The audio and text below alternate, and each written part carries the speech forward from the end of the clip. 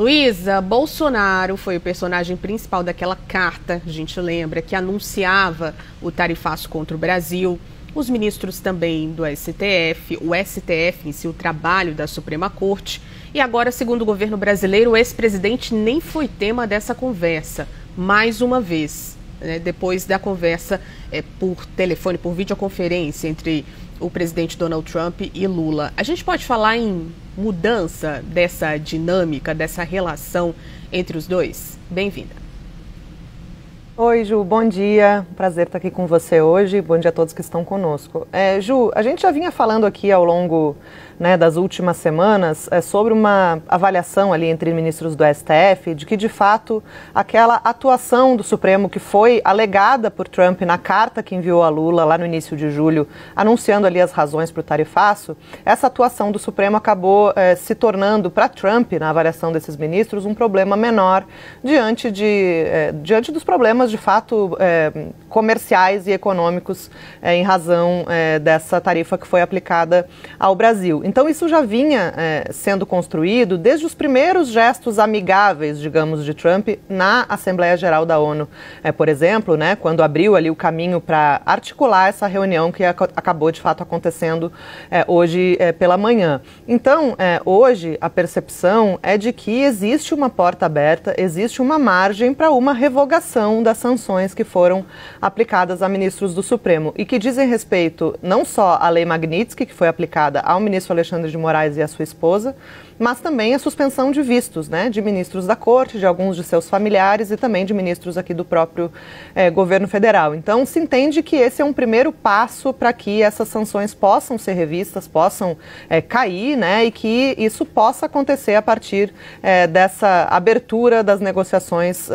que ficou acordada aí entre os presidentes Lula e Donald Trump. Com isso, Ju, o que no STF tem se dito é que talvez essa questão se resolva sem que seja necessário o Supremo, de fato, julgar aquela ação que foi ajuizada pelo PT e que questiona a aplicabilidade da Lei Magnitsky aqui no Brasil. Claro que no calor dos acontecimentos, a base do governo acionou o Supremo para tentar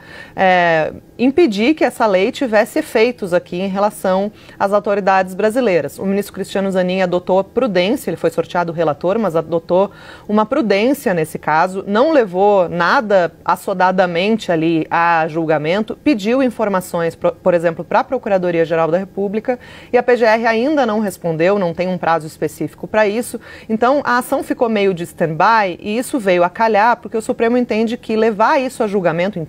que levar isso a julgamento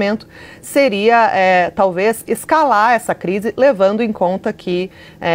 a atuação do STF era um dos motivos lá atrás para Donald Trump aplicar as tarifas aqui ao Brasil. Passado esse tempo, essa avaliação de que o STF virou um problema secundário para Trump, ela vem diante do fato de que esses gestos de Trump em relação ao Brasil, se dispondo ali a conversar com Lula, os dois presidentes colocando seus intermediários primeiro para conversar e agora efetivamente aí nesse tete-a-tete, isso aconteceu depois que o ex-presidente Jair Bolsonaro foi condenado pela primeira turma do Supremo. Então, se realmente Trump estivesse preocupado com a alegação de perseguição política do STF, a condenação de Bolsonaro seria um agravante para essa reunião, poderia azedar o clima, e não azedou. Pelo contrário, acabou que isso não teve nenhum impacto ou não foi capaz de frear essa intenção dos dois presidentes de se encontrarem e discutirem a situação hoje. Você toca num ponto importante, que é essa questão política, claro, está todo mundo olhando para isso e olhando para as reações de Eduardo Bolsonaro, filho do ex-presidente, saiu daqui, foi para os Estados Unidos, de alguma forma comemorou a aplicação de sanções contra o Brasil, principalmente contra autoridades como o ministro Alexandre de Moraes. Essa figura fica isolada diante desse encontro que a gente está vendo aí na tela, sentados frente a frente Donald Trump e o presidente brasileiro, e agora com possibilidades de negociações sobre as sanções e sobre as tarifas?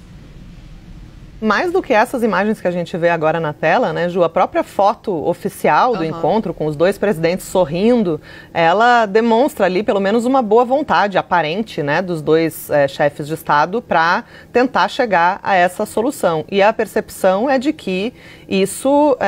fragiliza essa atuação de Eduardo Bolsonaro, que foi para os Estados Unidos com esse objetivo, tirou primeiramente uma licença do mandato para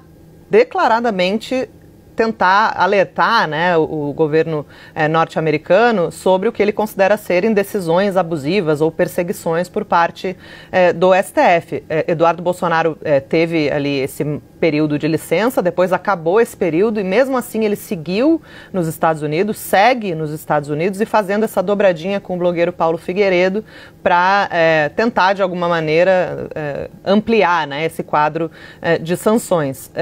Desde o início desse processo, Ju, existia uma ameaça ali, principalmente feita por Marco Rubio na ocasião, de que o Brasil poderia ser alvo da Lei Magnitsky, que poderia sofrer sim retaliações em razão da atuação do STF e dessas alegações do Paulo Figueiredo e do Eduardo Bolsonaro. Mas o que a gente viu ao longo do tempo, como eu falei, foi essa questão do STF se tornar algo que não se mostrou tão importante quanto a dinâmica, né, econômica ali, comercial entre os dois países, que agora precisa ser resolvida e tem indicativos aí de que possa ser resolvida num tempo breve. Então, isso reforça essa avaliação aqui dos bastidores do Supremo. Primeiro, como eu falei, que as sanções possam ser revisadas, não só do ponto de vista do tarifaço, mas também essas sanções de vistos e Lei Magnitsky, mas também que isso isola, né, de alguma maneira, enfraquece essa atuação de Eduardo Bolsonaro nos Estados Unidos, em meio a toda a discussão sobre a manutenção ou não do seu mandato, né, sobre quais são os motivos pelos quais ele quer permanecer nos Estados Unidos, mas continuar exercendo o seu mandato parlamentar como o habitual. Então isso está em discussão em várias frentes ali no Congresso Nacional, mas a avaliação é de que esse encontro de hoje, como eu falei, mesmo depois da condenação do ex-presidente Jair Bolsonaro, mesmo com nenhum tipo de recuo do STF em relação à decisão das Big Techs, que também foi citada por Trump, nada disso foi capaz, como eu falei, de desanimar, né, de colocar empecilhos a esse encontro. Então, hoje, a avaliação aqui do Supremo é que a empreitada de Eduardo Bolsonaro, de fato, está enfraquecida junto aos Estados Unidos.